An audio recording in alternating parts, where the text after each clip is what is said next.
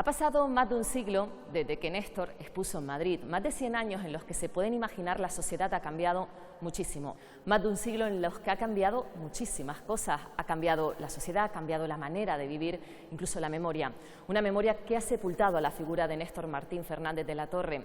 Su tipismo, su simbolismo, su mirada única, su relación con la masonería ha quedado alejada de los grandes artistas. Si en su tierra siempre tuvo un lugar privilegiado, lejos de ella hemos tenido que esperar hasta este 2025 para que un museo, y no cualquier museo, le dedique una exposición. El Reina Sofía le dedica nada más y nada menos que 10 salas por primera vez a un artista canario. Y el nombre no podía ser más acertado, Néstor Reencontrado. Por eso hoy abrimos temporada de Somos Cultura aquí, en el Reina Sofía, para reencontrarnos también con Néstor y para acompañarle en este regreso a la que una vez fue su casa. Hoy repasamos la vida y obra de Néstor Martín Fernández de la Torre.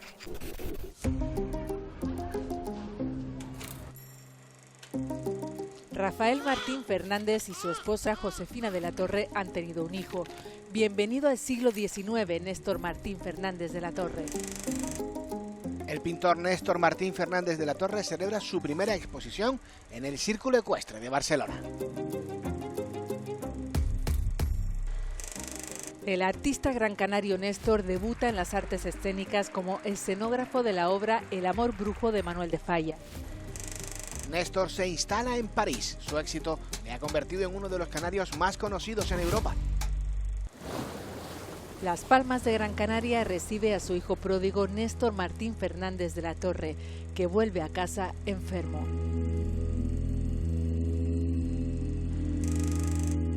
Un día antes de cumplir 51 años ha fallecido Néstor Martín Fernández de la Torre, uno de los más importantes artistas de la historia del archipiélago.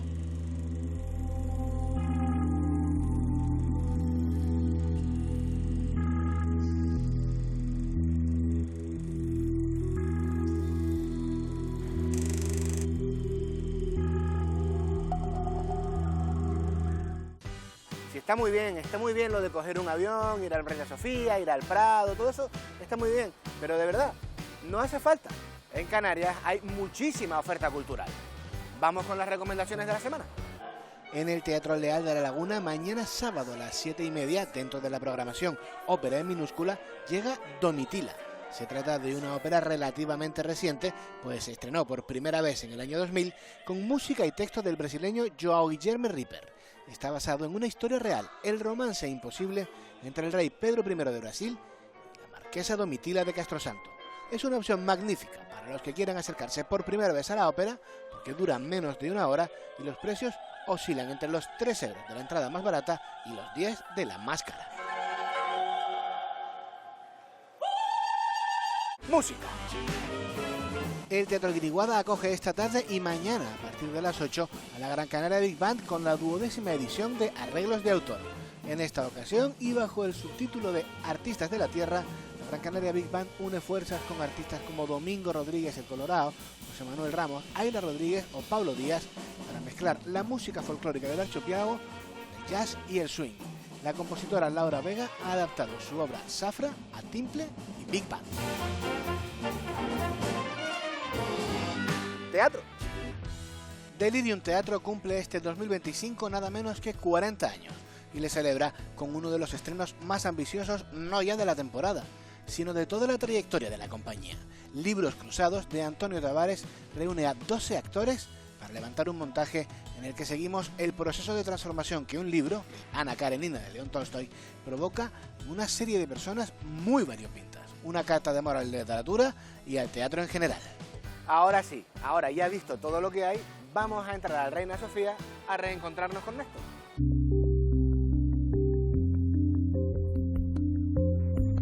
Néstor vuelve a la ciudad donde pasó buena parte de su adolescencia y de su juventud. Tenía solo 15 años cuando viajó a Madrid por primera vez para después recorrer Europa, residir en París y volver a su Gran Canaria natal hasta los últimos años de su vida.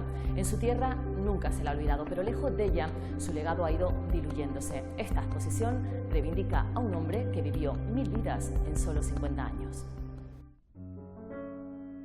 Néstor es un artista fundamental, tuvo éxito tanto en Madrid como en Barcelona, como en París, ¿no? Pero que en cambio ha quedado olvidado por diferentes razones. Aunque que él nació en 1887 y muere en 1938, es un artista cuyos gustos están en el siglo XIX e incluso mucho más atrás. Yo diría que la obra de Néstor es una obra que está fuera del tiempo que le tocó vivir de alguna manera. Muchas de las obras que a él le inspiraron son de movimientos que ya estaban en declive cuando él ya empieza a tener una trayectoria importante. Cuando él va a Londres por vez primera a finales de 1904, se fija en artistas que reivindican el pasado. De alguna forma es un artista extemporáneo, ¿no? Otra faceta en la obra de Néstor es atender a las demandas de una clientela que le pide, por ejemplo, representar majas, representar manolas, sabe que necesita recursos económicos para hacer lo que realmente le importa, que es el poema de los elementos. Es un proyecto mayúsculo, de una gran ambición, que finalmente no pudo ver completada porque murió siendo muy joven, apenas con 51 años.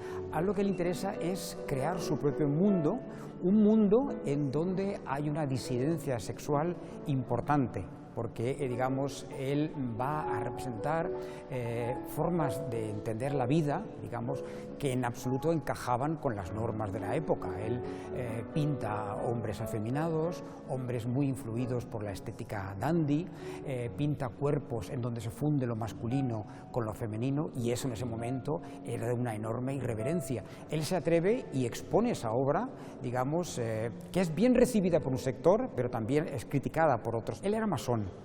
Y uno de los objetivos fundamentales de la masonería y del esoterismo es caminar hacia la disolución, digamos, de los opuestos, ¿no? Que hombre y mujer no sean opuestos, sino que estén perfectamente abrazados, digamos, y mezclados, ¿no? Y él, teniendo en cuenta que era claramente homosexual, de hecho tuvo una relación de pareja con el compositor Gustavo Durán durante 10 años, ¿no? Esto no lo ocultaba, lo ponía realmente de manifiesto. Y luego no hay que olvidar que se preocupó mucho por su propia isla, ¿no? Él era consciente de que Gran Canaria sufrió la crisis económica a partir de 1929, ¿no? Y trató de impulsar, digamos, que llegara la riqueza a su isla de nuevo mediante el fomento y la valoración de la arquitectura popular, de los bailes populares, ¿no? Incluso, por ejemplo, del traje típico que fue tan criticado en su momento en Las Palmas, ¿no? Pero para él era fundamental, digamos, que el pueblo, digamos, el que él se reconocía, ¿no? Al mismo tiempo también pudiera salir adelante, y pensaba que el turismo iba a traer, digamos, mucha riqueza y que eso iba a favorecer a toda la población canaria. Néstor continuó su formación en ciudades como Londres, París o Barcelona, lugares que influyeron mucho en la estética de su obra, en su simbolismo, en su modernismo, en ese gusto por los cuerpos andróginos.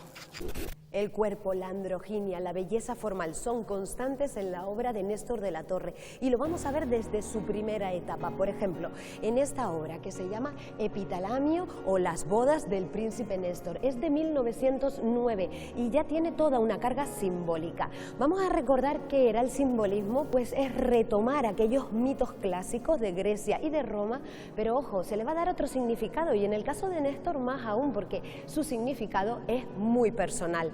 Además también va a acoger todo ese universo prerrafaelita que veíamos, por ejemplo, en autores como Rossetti, con esas mujeres misteriosas y lánguidas de cabelleras pues doradas o pelirrojas, y él también va a asumir esas influencias. ¿En dónde lo vemos? Por ejemplo, en Leda y el cisne. Recordemos que es mitológico porque el cisne es Zeus, se convierte en cisne para violar a Leda, pero también lo vamos a ver en una obra posterior que es Berenice, que habla de ese mito, de esa mujer que se corta la cabellera para entregársela a la diosa Venus con tal de que su marido vuelva ileso de la guerra.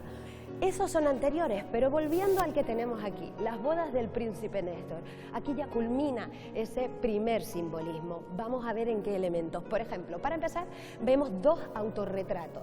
Este es un autorretrato de Néstor de la Torre como un dandy, que es una iconografía que le encanta y va a usar muchísimo, pero es que la novia también es Néstor de la Torre. Es cierto que tiene características de su hermana Josefina, como por ejemplo los ojos claros, pero es que las dos caras, los dos rostros, rostros son muy parecidos. También nos habla de esa androginia de que puede ser una sola persona, porque una sola persona tiene una parte masculina y femenina. Aquí estamos viendo también que aparte de ese simbolismo, de este lujo de detalles, vemos el traje de ella, que además alude a esa belleza del modernismo catalán, del Art Nouveau, que ya había visto en París, que todo es muy sinuoso, muy sensual, características de la naturaleza, muy ornamental.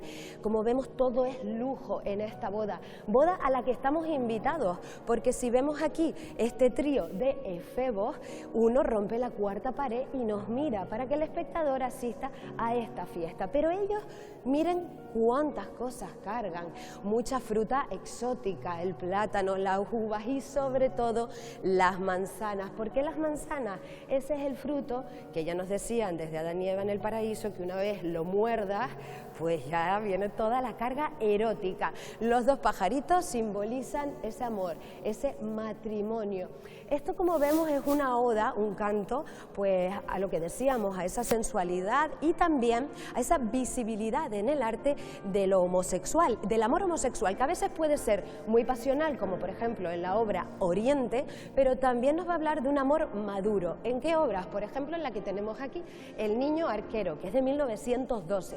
Este niño arquero, realmente el niño arquero, es Cupido, que con la flecha le ha dado a esta persona, que no sabemos si es hombre o mujer, otra vez ese rostro que nos recuerda a Leonardo da Vinci, esas caras, pero lo que sí sabemos es que está sobre una tortuga. La tortuga en el mundo oriental simboliza la sabiduría y la lentitud, es decir, que para que el amor prospere debe ir lento.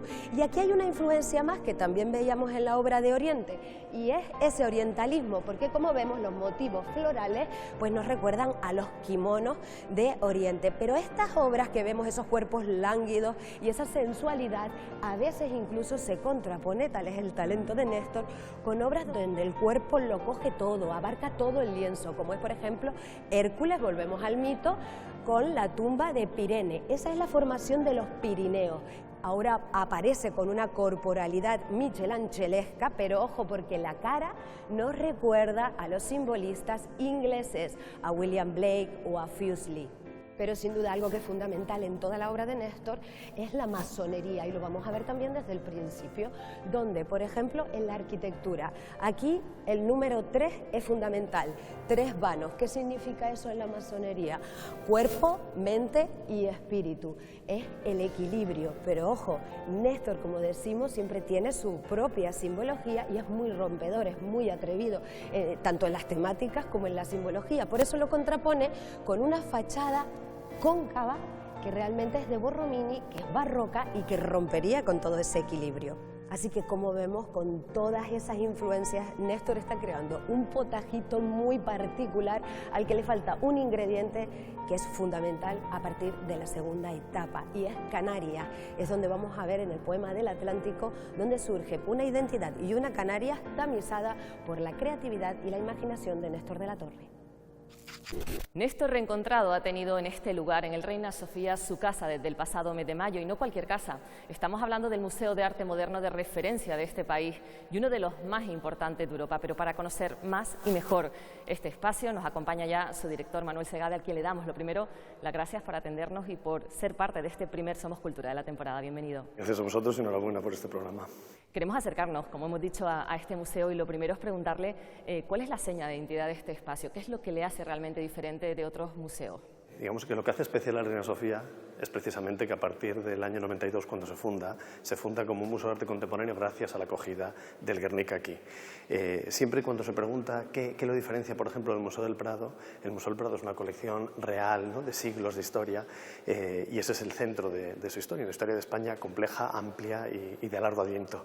La nuestra es reciente, es un museo realmente de la democracia, aunque tenga obras de principios del siglo XX, de las vanguardias, etcétera, antes de la Guerra Civil, y continúe hasta el presente, realmente lo que identifica es precisamente haber nacido con ese cumplimiento del testamento de Picasso, que hacía que su obra no pudiese volver aquí hasta no ver una democracia consolidada, ¿no? Digamos que ese espacio en el que se entiende el arte como un lugar de transformación social, como un lugar precisamente de encuentro y de debate, es lo que nos hace centrales, creo, y diferentes a otros museos. Dalí, Miró, Picasso, ¿qué supone albergar obras de esta importancia, de esta relevancia, de este peso? Creo que el Guernica es muy fundamental para entender esto, hoy que vemos todavía en Ucrania o en Gaza bombardeos sobre la población civil absolutamente actuales y vemos como en cada protesta que pide el fin de cualquier guerra, la gente sale a la calle con una madre llorando, ¿no? Un fragmento del Guernica, pues vemos que estas obras todavía necesitan una actualización continua y no la hacen solo los museos, sino que la hace la sociedad en sí misma, ¿no? Con lo cual creo que lo importante no es solo tener esa cultura material increíble que nosotros guardamos y ponemos a disposición del público, sino el cómo la gente lo utiliza y se apropia de ella, ¿no? Como Televisión Pública Canaria tenemos que preguntarle por la relación del Reina Sofía pues, con autores como pueden ser Jane Millares, Maribel Nasco, como puede ser también Óscar Domínguez o el propio Néstor. Efectivamente, tenemos mucha relación con los artistas canarios. En los últimos años hemos adquirido varias piezas importantes de artistas canarias. Por ejemplo, Maribel Nasco, efectivamente, se adquirieron 2 dibujos el año pasado en Arco, pero también se adquirió una pieza de Eli Cortiñas, que es una artista joven canaria que vive en Berlín, entre Berlín y Canarias, y que efectivamente tiene un trabajo de cinematografía, de exposición, como le llamamos, o videoarte, muy interesante, que trata precisamente sobre, digamos, los recorridos de todo este tema tan actual como es la decolonización y el mundo de las islas y el archipiélago, ¿no? Nos interesa mucho, digamos, pensar en una imagen de España mucho más plural, ¿no? y en un Estado español en el que hay muchos artes mucho más complejos y a veces las figuras aparentemente marginales o, digamos, de lugares distantes del centro son las que permiten precisamente casi como una palanca cambiar las formas de entender la historia, ¿no? Por eso para nosotros Canarias es un punto fundamental. Manuel Segade, director del Reina Sofía, le damos las gracias por atendernos y le damos las gracias y la enhorabuena por haber traído esta exposición, la mayor de la historia de Néstor Martín Fernández de la Torre. Muchas gracias. Muchas gracias a vosotros y espero que la puedan disfrutar muchos canarios también. Y tras este breve repaso con el director del Museo Reina Sofía por sus más de 3 décadas de historia, vamos a seguir recorriendo también la trayectoria artística de Néstor Martín Fernández de la Torre, una trayectoria en la que no puede faltar una de sus grandes obras, el poema de los elementos. Vamos a conocer sus detalles, sus curiosidades y sus secretos. El contenido simbólico de ese gran palacio del Atlántico que ideó Néstor sin duda tiene influencia masónica, esta vez a través del número 4. A la vez tiene también relación con los presocráticos, esa unión de 4 elementos que son mar, tierra, fuego y aire. Vamos a ver cómo se nutre de esos elementos Néstor para hacer una cosmología o un universo particular que, si bien parte del mito porque retoma estéticamente ese gusto por lo clásico, vamos a ver cómo esos putis, esos cupidos e incluso esos hombres parecen dioses griegos, ya no tienen nada que ver con la simbología ni de Grecia ni de Roma. Ahora los nombres aluden a Canarias. Estos 4 elementos se hacen a través de alegorías que pueden ser las horas del día, las estaciones o incluso las etapas de la vida. Por ejemplo, infancia, adolescencia y juventud, madurez y vejez. El poema del Atlántico cuenta de 8 lienzos. 4 de ellos, como vemos aquí, aluden a el amanecer, el mediodía, la tarde y la noche. Además de 4 estados de la mar, que sería bajamar, pleamar, mar en borrasca y mar en calma. Vamos a ver algunos de los significados que también son constantes en la obra de Néstor y que vemos, por ejemplo, aquí, en mediodía.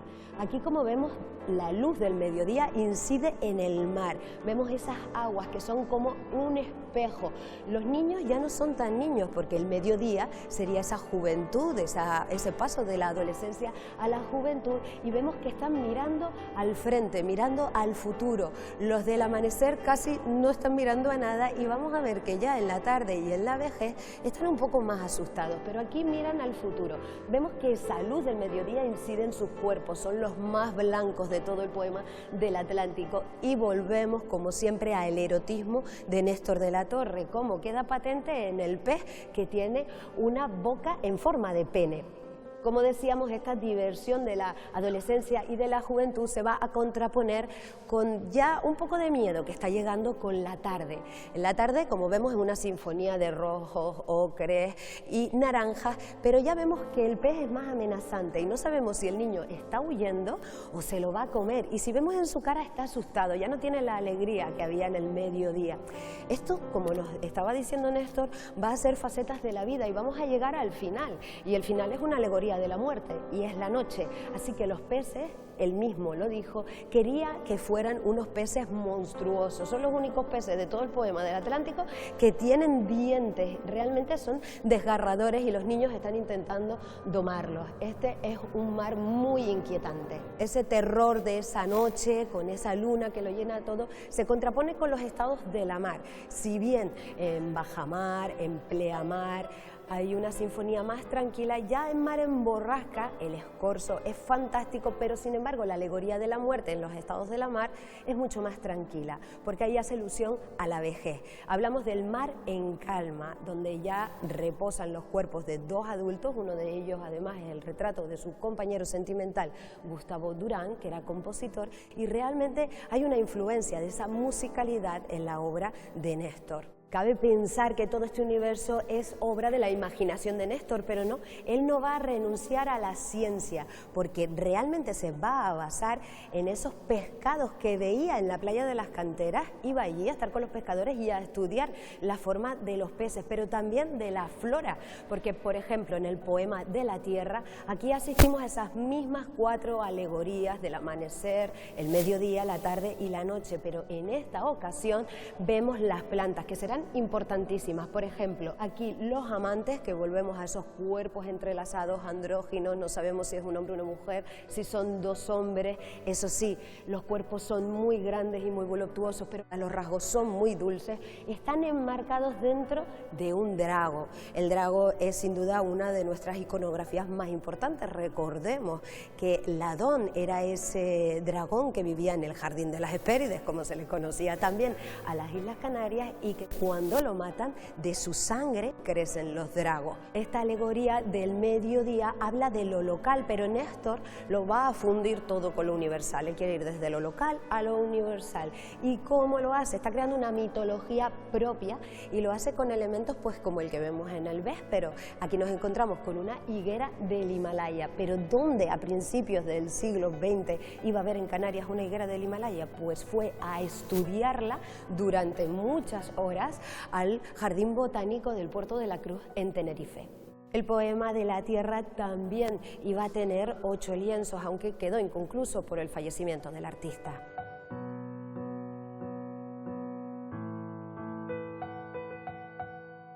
Gran parte de las obras de este Néstor reencontrado provienen del Museo Néstor, en pleno centro de Las Palmas de Gran Canaria, en el pueblo canario. Lleva cerrado 7 años y aún no hay fecha fija para su reapertura al público. Fue fundado en 1956 con la intención de que fuera un espacio para albergar el legado y difundir también las obras del artista. 2017, ese año en el que Cataluña fue independiente durante 3 segundos. Ya nos dejaba ver que lo del tiempo es relativo, tanto que viajamos al pasado con las denuncias de abogados cristianos a Drac Sedlas por su actuación en el concurso Drac de Las Palmas de Gran Canaria, y aunque no fuera en el tiempo, viajar sí debía ser más barato con la subida al 75% del descuento de residentes, aprobado también en 2017. 2017 fue también el año de una canción de Despacito. Podríamos tomarlo como una premonición, pero diremos que tan solo fue una coincidencia de lo que ocurrió con este Museo Néstor. Es una obra de Miguel Martín Fernández de la Torre, que se construyó en los años 50 del siglo pasado y que intentaba albergar casi toda la obra de su hermano. En plena posguerra, en un solar junto al pueblo canario que aún se estaba construyendo, se inician las obras de este Museo Néstor. Su planta era una recreación, como el parador de Tejeda, de una construcción típica canaria, el llamado estilo neocanario. En 1956, 18 años después de fallecer el artista, abriría sus puertas al público manteniéndose activo, pasando del blanco y negro al color y siendo parte de la vida del pueblo canario. Y llegó el invierno de 2017, el paso del tiempo, las humedades, las exigencias de adaptar el museo a las nuevas obligaciones del siglo XXI, pues forzó un cierre que debía ser temporal, pero entre las tormentas reales y esas otras tormentas que azotan a las administraciones públicas, todo se complicó. Se convierta en un símbolo turístico y además simbólico de la ciudad de Las Palmas de Gran Canaria. Ese era el objetivo de una renovación integral del pueblo canario, incluyendo el museo. Sus salas dejaron de ser visitadas, se convocaron concursos que quedaban vacíos, cayeron tormentas y se inundó. Se inauguró el resto de la obra y el museo continuó cerrado tras ser declarado bien de interés cultural a la tercera licitación y con un coste de 4.200.000 euros. Por fin, parece que la reforma está más cerca.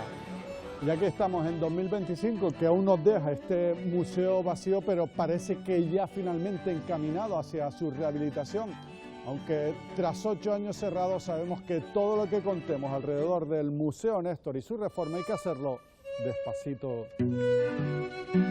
Néstor, como saben, era un apasionado de cualquier creación artística. Trabajó desde los tapices, las vidrieras, los murales hasta la publicidad. Fue uno de los impulsores del tipismo. Le dio mucha importancia a la arquitectura, la danza, la música y sobre todo la vestimenta canaria. Estas creaciones artísticas tan peculiares que Néstor va a abordar, sobre todo a partir de 1934 y que conocemos como el tipismo, aunan todas las características de las Islas Canarias, desde la música, la danza, la vestimenta, la arquitectura. Recordemos que su hermano era arquitecto, pero ahora todo va enfocado a una idealización de cara al exterior, sobre todo para vender Canarias hacia el turismo. Él va a idear realmente una arquitectura turística, como lo vemos en Visiones de Gran Canaria, que son estas obras. Aquí, como vemos, están esas banderas de ese turismo que quieren conseguir que venga a las islas, y las casas y la arquitectura, aunque recuerda a la arquitectura canaria, sí que parece una precuela de lo que luego va a ser César Manrique, todo pintado de blanco, como lo vemos aquí, con esa luz del mediodía. También las personas que aparecen aquí son casi anecdóticas, pero están idealizadas porque están sometidas a trabajos, pero no tienen ningún tipo de esfuerzo. Esta es otra mitología que también vamos a ver en los murales. Por ejemplo, en Gran Canaria, el de Teatro Pérez Galdós, ahí vuelve a retomar esa estética de dioses griegos, de dioses romanos, pero son morenos con rasgos canarios, y para detectar que es Apolo tenemos que fijarnos en la lira, porque realmente no es un Apolo clásico. También están los murales del Casino de Santa Cruz de Tenerife, que aluden a los trabajos de la tierra, a la pesca y también a la ganadería y a la agricultura. Pero como sabemos, Néstor consideraba la creación artística como global, y como no se le escapaba nada, tampoco la escenografía. Por ejemplo, va a crear los decorados y el vestuario de Amor Brujo, con música de Manuel de Falla y el texto de María Lejárrega. Ese Amor Brujo, esa escenografía, no tiene nada que ver con el costumbrismo que se había llevado a cabo hasta ese momento. Él aquí se va a acercar incluso a ese romanticismo alemán cargado de misterio. Vemos cómo se vaticina el drama en la escenografía que hace, porque ella pone la calavera, el gato negro e incluso el amor fatuo. Como vemos, Néstor de la Torre fue un artista fundamental en la historia del arte, porque supone un hito y crea una escuela. Su sensualidad la vamos a ver luego recogida en el surrealismo, con lo cual es un referente en la historia universal del arte. Las artes escénicas también fueron parte importante de la trayectoria de Néstor. Fue escenógrafo para obras de teatro, danza y ópera. Todavía podemos disfrutar de algunos de sus trabajos en el Teatro Pérez Galdós, en Las Palmas de Gran Canaria, donde diseñó no solo las cortinas, encontramos también pinturas y esculturas. Se marchó muy pronto, en 1938, lejos de la etapa dorada del cine. Quién sabe si hubiese encontrado también en el séptimo arte un lugar para desarrollar todo ese talento que él tenía. Para que no se nos escapen los artistas, los creadores de ahora, hacemos como siempre un repaso a la agenda cinematográfica de la semana. Como venimos observando durante todo el programa, Néstor no era precisamente manco. Sin embargo, el gran estreno de cine de esta semana versa sobre un personaje histórico que sí que lo era: Miguel de Cervantes, el manco de Lepanto. Años antes de escribir El Quijote, fue un soldado prisionero durante 5 años, nada menos, en Argel. De eso trata El Cautivo, la película de Alejandro Amenábar, que llega esta semana a las pantallas envuelta en grandes expectativas. La popular serie de anime y manga Los Guardianes de la Noche da el salto al cine con la película La Fortaleza Infinita. El film promete ofrecer el capítulo final de la batalla de Tenjiro contra los demonios que amenazan con destruir a la humanidad. Café para muy cafeteros del manga y el anime. De la mano de la productora A24 llega la nueva película de Ari Aster, tras darse a conocer con Hereditary, triunfar con Midsommar y desconcertar incluso a sus más fieles con Bo tiene miedo, ahora presenta Eddington, una película ambientada en plena pandemia en la que reflexiona sobre las divisiones sociales de aquel entonces en Estados Unidos. El recibimiento de la crítica ha sido muy positivo. Nos vamos, como también se marcha esta exposición del Reina Sofía. Su próxima parada, el TEA, el Tenerife Espacio de las Artes, donde recalará el próximo mes de octubre. Para que la espera se les haga un poquito más llevadera, les dejamos con una muestra de lo que podrán ver. Y si ustedes quieren volvernos a ver a nosotros, les esperamos, ya saben, dentro de 7 días a la misma hora, aquí en Somos Cultura.